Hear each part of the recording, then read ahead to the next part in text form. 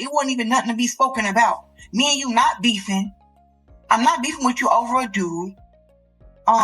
He not going back and forth with both of us. He chose me and left that situation. So now we done posted the video of us hitting we fucking working out together. We got the media workout together. He made a freestyle about me, and then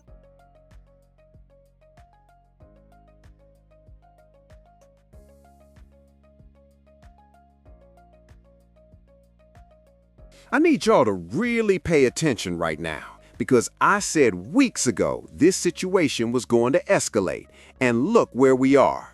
Claressa Shields told the public there was no beef. She claimed she wasn't worried about anyone, said nothing was going on.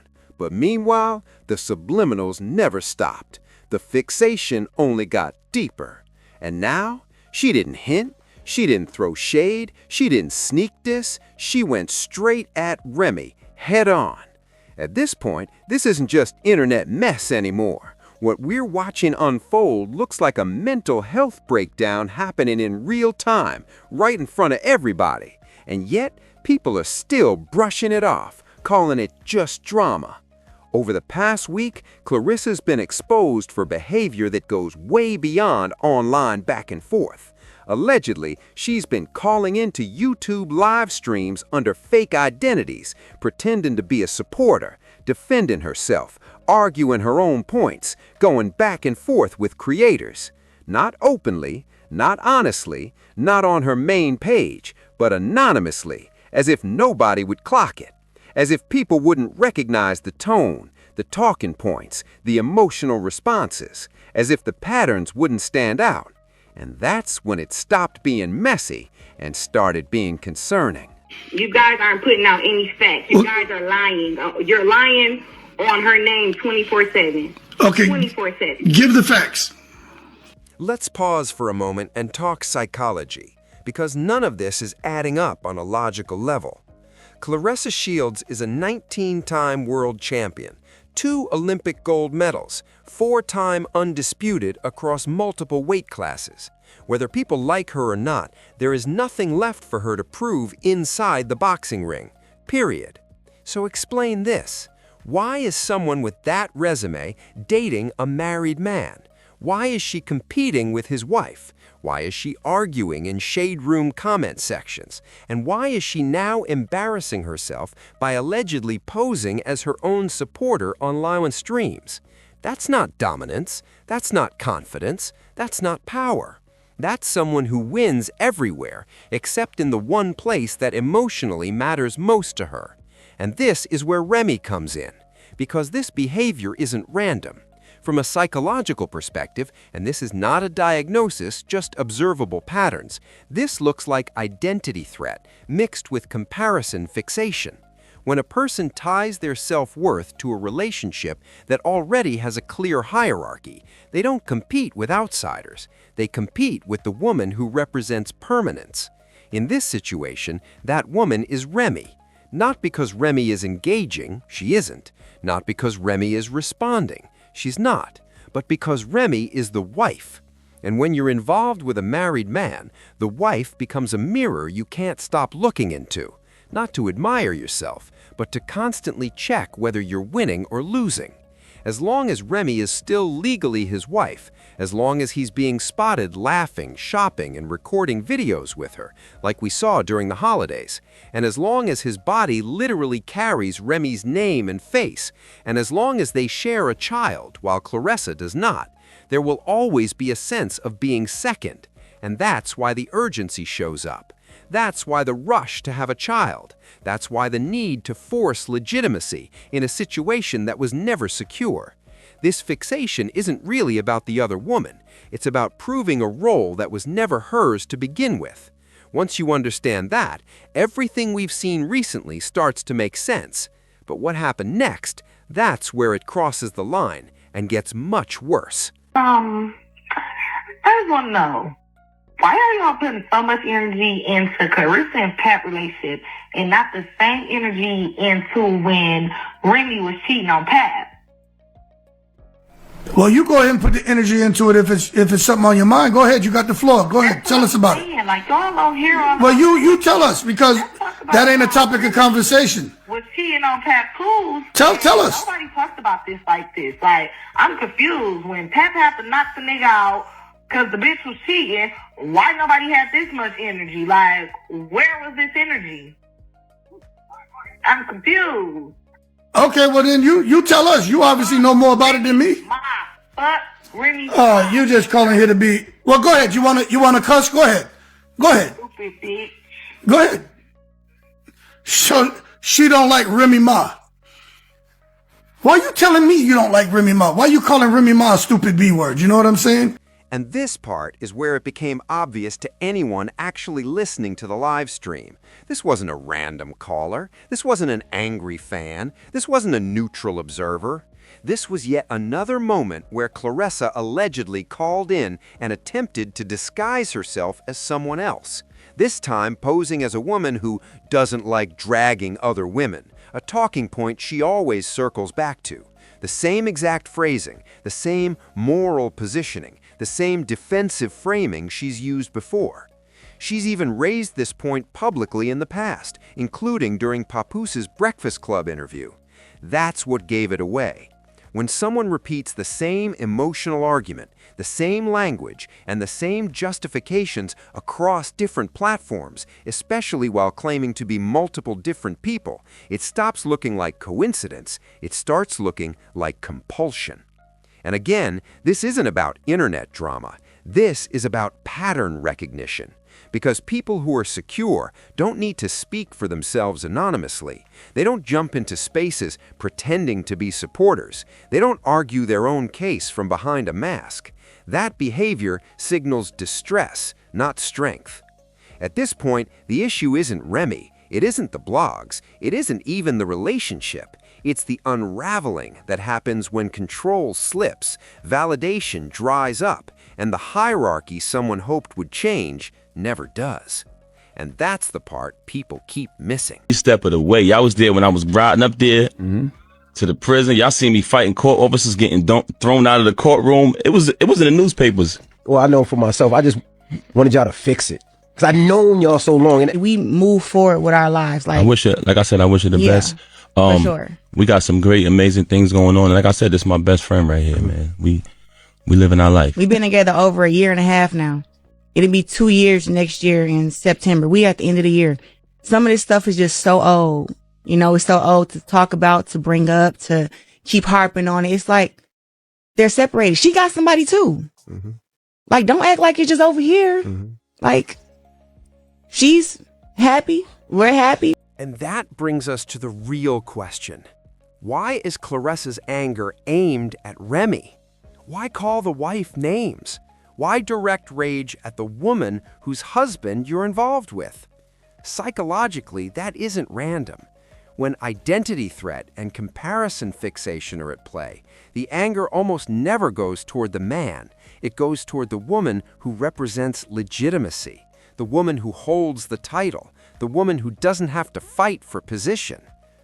Remy isn't the other woman in this story. She's the wife. She's the history. She's the family. And that's exactly why she becomes the target. From a behavioral standpoint, not a diagnosis, this pattern aligns with fragile identity reinforcement. We've seen repeated attempts at mirroring, the styling, the posture, the presentation. We've seen the need to publicly assert proximity and access. He's upstairs. He has a key. We're getting married. We're having a baby. Those statements matter, not because they're true or false, but because of where they're coming from. They're coming from one direction. We have never heard that same confirmation from him, not publicly, not consistently, not clearly. And when someone keeps announcing milestones that the other person never corroborates, it usually means those milestones are aspirational, not actual. They're being used to stabilize insecurity, not to communicate reality. That's why the fixation intensifies when Remy is visible. That's why the anger spikes when Remy is silent. That's why the competition exists, even though Remy isn't competing at all. because the issue isn't hatred, it's hierarchy. And as long as that hierarchy doesn't change, on paper, in public, or in action, the frustration has nowhere to go but sideways, onto the woman who represents everything that can't be replaced. Confirmation from him ever. Next thing, what's the plan for 2026? Like, I'm having a baby. oh, okay, that's for sure. Yeah, 100%. Okay. I'm having a baby. Do you prefer like a girl, a boy? I mean, I know obviously healthy baby, but do you have any like? Pat want a boy, so I want a boy. Oh, okay. You know what I'm saying? I don't mind either one. Is he gonna box? Is he gonna box your son? My son probably gonna rap and box. He gonna do both. Little dude gonna have a hand problem for sure, like his daddy. No, that's awesome. But no, I think I've already decided at the age of 30 I wanted to start my family. You know, so I'll be 31. It's a year late, but it's fine. I just want to get my 2 or 3 fights out the way, and then I want to start my family, and then after that I can get back in shape and fight some more, and probably come back lower. You know what I'm saying? But who knows? I'm gonna have a baby next year. We already have it planned out. I'm gonna have a baby next year, and then probably have another one, and then do the same thing again. Like, I don't want to wait till I'm 40, 43, whatever, after my career to have my kids. Right. I want to be able to run at the park with my kids and stuff like that. I don't want to be too old. That's what I mean. So yeah, every time I'm supposed to be our wife and stuff, you see this big old ring on my finger. Bling ding ding ding. Engaged. I'm getting tired of people asking me, when your wedding? When your wedding? When you gonna have kids? Like, shut up. You've also seen the pattern repetition. That Christmas display wasn't even new. It directly mirrored what she did the year before with her former fiancé. The lavish gifts, the over-the-top presentation, the public performance of devotion, the same beats, the same timing, the same need to prove something outwardly instead of letting stability speak for itself. And that's the key detail people keep missing. When behavior repeats across different relationships, the common denominator isn't the partner, it's the person. This isn't about Papoose specifically. It's about how Claressa responds when she feels insecure, unseen, or uncertain about her position. Grand gestures become substitutes for security. Public displays become replacements for private reassurance. And the louder the performance, the shakier the foundation usually is. Because when a relationship is solid, it doesn't need to be constantly advertised. It doesn't require holiday theatrics or internet validation to feel real. It just is. But when someone feels like they're competing, especially with a woman who already holds the legal and emotional title, the instinct isn't calm, it's escalation. More posts, more declarations, more proof. That's why this feels familiar. That's why it looks rehearsed. And that's why it doesn't land the way she thinks it does. This isn't romance, it's reassurance-seeking dressed up as celebration.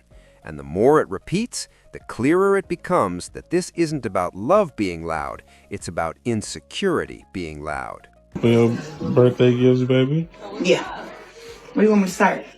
I gotta see what these shoes are talking about. The feud gift. I know.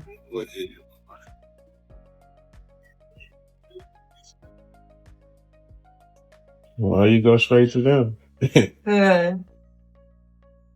you want me to take this for last, my second on the real period. What kind they is. I know they Gucci, but remember those black shoes I wanted that one Christmas? And then when they ran out, the black ones that had the diamonds on it, I sent you the picture. You ended up giving me the all gold one, but you like they didn't have the black and diamond ones in your size, remember?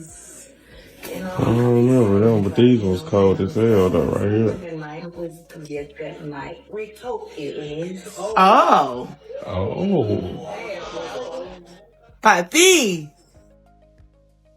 You're asking the right question here, and the way you framed it already points to the answer. This isn't really about Remy, it's about worth reclamation. When a high-profile relationship fails, especially one that was publicly affirmed, invested in, and emotionally anchoring, it can fracture how someone sees themselves. If that person never fully processed the loss, the next relationship doesn't become a new chapter. It becomes a do-over, a proving ground, a place to rewrite the narrative. I wasn't rejected. I'm still chosen. I still win. That's why this is dangerous, because when someone frames a relationship as a competition, the fixation doesn't stay contained to one woman. It spreads to every symbol tied to that man's life, his past, his family, his history, his child. Not out of malice necessarily, but out of threat perception. Anything that reinforces you are not first becomes an enemy marker. And that's where things shift from messy to concerning. Rennie and Pap don't just share memories, they share nearly 2 decades of history, legal marriage, intertwined families, and a young child who represents continuity, not performance, not speculation, but fact. That kind of bond isn't something you can outperform with posts, declarations, or proximity claims. On paper, emotionally, legally, it exists whether anyone likes it or not. When someone believes they are fighting a battle they didn't start but feel they must win to validate themselves, the behavior escalates. It doesn't stabilize. It doesn't self-correct. It intensifies. That's why the anonymous call-ins matter. That's why the name-calling matters. That's why the fixation matters. Because those are not confidence behaviors. Those are threat response behaviors. And no, this isn't just internet mess. This is what it looks like when unresolved loss, identity threat, and competition framing collide in real time. And when children, long marriages, and uncut ties are involved, it's no longer just about who said what online. It's about recognizing when a situation has crossed the line from drama into something people need to be paying attention to before it goes any further. I just want to know, why are y'all putting so much energy into Claressa and Pat relationship and not the same energy into when Remy was cheating on Pat? Well, you go ahead and put the energy into it if it's something on your mind. Go ahead, you got the floor. Go ahead, tell us about it. Like, y'all don't hear all Well, you tell us, because that ain't a topic of conversation. Was cheating on Pat Cruz. Tell us. Nobody talks about this like this. Like, I'm confused. When Pat had to knock the nigga out because the bitch was cheating, why nobody had this much energy? Like, where was this energy? I'm confused. Okay, well then you tell us. You obviously know more about it than me. Remy. Oh, you just calling here to be. Well, go ahead. You wanna cuss? Go ahead. Go ahead. Stupid bitch. Go ahead. She don't like Remy Ma. Why are you telling me you don't like Remy Ma? Why are you calling Remy Ma a stupid B word? You know what I'm saying? That's crazy to me. Now let me get into why I never spoke on her. I never spoke on Remy because I felt like it wasn't even nothing to be spoken about. Me and you not beefing.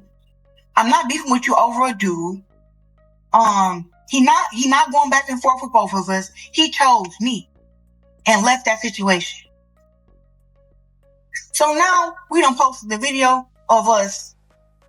We fucking working out together. We got the media workout together. He made a freestyle about me, and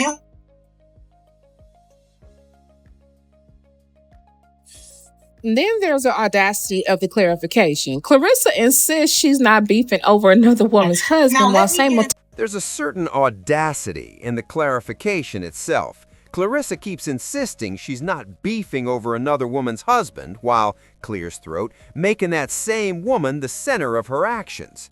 You don't have to say the word beef for behavior to tell the truth, sweetheart. The fixation speaks loud enough on its own. And what really makes it uncomfortable is how she keeps trying to legitimize the relationship by repeating, "He chose me." Chose you for what exactly? A situation he never fully exited? A marriage that was never legally dissolved? Or a woman he still appears deeply intertwined with? That's not selection, baby. That's overlap. Now, clinically speaking, not a diagnosis, just an observable pattern, the "he chose me" narrative is often used to stabilize relationships that don't have real structure. It's a coping mechanism, a way to soothe insecurity when commitment hasn't actually been demonstrated in real terms. And let's be honest, there's another layer here that people don't like to talk about. When one person brings the fame, the money, and the visibility, and the other brings access and proximity, the motivations are not always aligned. It's fair to question whether this is about love or lifestyle, about clout and financial benefit, baby, especially when the legal and emotional ties to the wife are still very much intact. And here's the part people really don't want to face. When a relationship has to be constantly explained, defended, justified, and publicly validated, it usually means something crucial is missing behind the scenes. Secure relationships don't need press releases. That's all I've got on this one. I hope you enjoyed the video. I definitely want to hear your thoughts. Don't forget to hype the video if you liked it, and if you enjoy my commentary, make sure to like, comment, and subscribe. And if you don't like it, you can still comment, you can still subscribe, because sooner or later you'll be back, and you'll find something that either entertains you or makes you think.